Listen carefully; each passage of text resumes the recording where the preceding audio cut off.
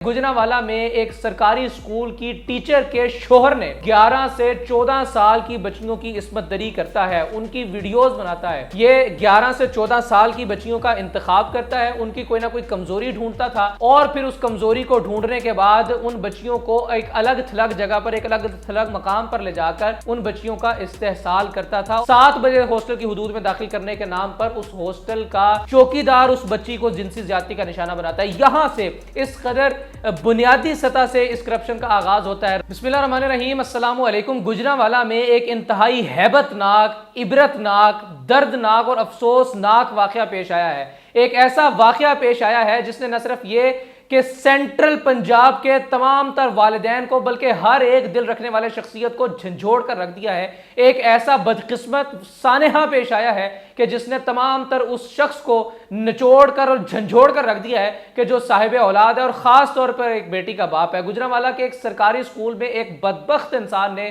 ایسی قیامت برپا کر کے رکھی ہوئی ہے کہ اس قیامت کے نتیجے میں اگر میں یہ کہوں کہ آسمان پھٹ جائے اور اس آسمان سے نکیلے پتھروں کی برسات ہونا شروع ہو جائے تو آپ نے بالکل تعجب نہیں کرنا ہے، کیونکہ گجرانوالہ میں ایک سرکاری اسکول کی ٹیچر کے شوہر نے اس سرکاری اسکول کی بچیوں کی عصمت دری کا ایک ایسا گھناؤنا کھیل جاری و ساری رکھا ہوا ہے کہ جس وقت آپ سنیں گے تو آپ یقیناً استغفار کا ورد کرنے لگیں گے۔ گجرانوالہ میں ایک سرکاری اسکول ہے جس میں ایک ٹیچر، ایک استانی جو ہے وہ پڑھاتی ہیں، جس کا بدبخت آدمی، جس کا بدبخت شوہر جو ہے وہ 11 سے 14 سال کی بچیوں کی عصمت دری کرتا ہے، ان کی ویڈیوز بناتا ہے۔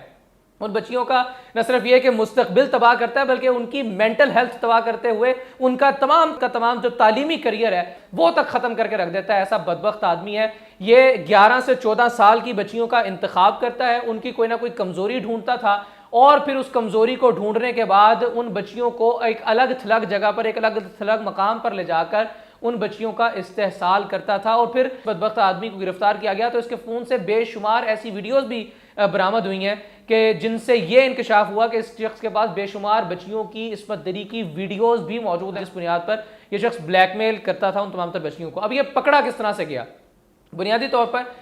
ایک بچی کے ساتھ اس نے یہی گھناؤنا کھیل رچایا اور اس بچی نے اپنے گھر جا کر اپنے والدین کو اطلاع دی۔ یہ چونکہ ان بچیوں کی ویڈیوز بنا لیا کرتا تھا جس وجہ سے وہ بچیاں ڈر جایا کرتی تھی، دبک جایا کرتی تھی، بلیک میلنگ کا اس کچی عمر سے ہی شکار ہو جایا کرتی تھی اور اپنی تمام کی تمام زندگی کو جہنم سمجھنے لگتی تھی، جہنم سے تعبیر کرنے لگتی تھیں۔ وہ بچیاں ظاہر اس سے ڈر جایا کرتی تھی، لیکن ایک بچی نے اپنے والد کو بتایا اور جس وقت اس نے اپنے والدین کو بتایا تو انہوں نے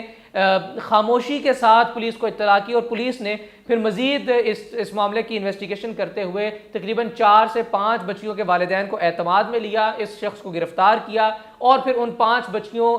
کے جس وقت میڈیکلز کروائے گئے تو جنسی زیادتی جو ہے وہ ثابت ہو گئی اور اس شخص کو جب اسی اعتبار سے کراس چیک کیا گیا، اس کے سیمنز کریکٹ کیے گئے تو یہ شخص مرکزی ملزم جو ہے سارے کیس کے اندر وہ نامینیٹ ہوتا ہے۔ پھر اس شخص کے اوپر تقریباً 5 کے قریب اب تک ایف آئی آر کا اندراج کر لیا گیا ہے، لیکن میں یہ سمجھتا ہوں کہ سب سے پہلے جو ایف آئی آر درج ہونی چاہیے، سب سے پہلے جس خاتون کو دار پر لٹکا دینا چاہیے وہ خاتون اس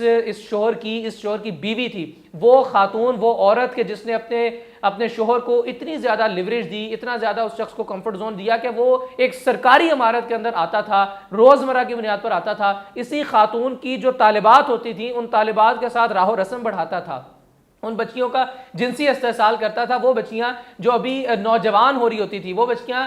جو 11 سے 14 سال کی عمر کے درمیان تھیں، ان بچیوں کو نشانہ بنایا کرتا تھا، ان کے ساتھ الگ تھلگ بیٹھتا تھا، ان کے ساتھ راہ و رسم بڑھاتا تھا، ان کے ساتھ اپنی فرینکنس کو انکریز کرتا تھا، انہیں لے کر ادھر ادھر بیٹھتا تھا پوری سرکاری اس اسکول کی عمارت کے اندر۔ تو اس کی بیوی کہاں سو رہی تھی؟ اس کی بیوی نے اپنے شوہر کو لگام اس وقت کیوں نہیں ڈالی؟ اور اولین سوال تو یہ کہ اس خاتون نے اپنے شوہر کو ریگولر بنیادوں پر ایک سرکاری اسکول کی عمارت کے اندر داخل ہونے کی اجازت کس طرح سے دی؟ اور اگر یہ معاملہ ہو چکا تو پھر اس معاملے کے بعد کسی طرح کا کوئی بے خبری کیوں نہیں کی گئی، کسی طرح کی روک تھام کے لیے اقدامات کیوں نہیں کیے گئے؟ ایک ہی جواب ملتا ہے یا ایک ہی تجزیہ سامنے آتا ہے کہ یا تو پھر وہ خاتون خود اس میں ملوث تھی۔ اگر وہ خاتون خود بھی اس میں ملوث نہیں تھی تو اس رشتے کی بنیاد پر ہی ایٹ لیسٹ اس کے اوپر بھی تفتیش کا دائرہ کار جو ہے وہ وسیع ہونا چاہیے اور کلپریٹ ظاہر ہونے کی صورت میں، گلٹی ثابت ہونے کی صورت میں اس خاتون پر بھی FIR کا اندراج ہونا چاہیے جس نے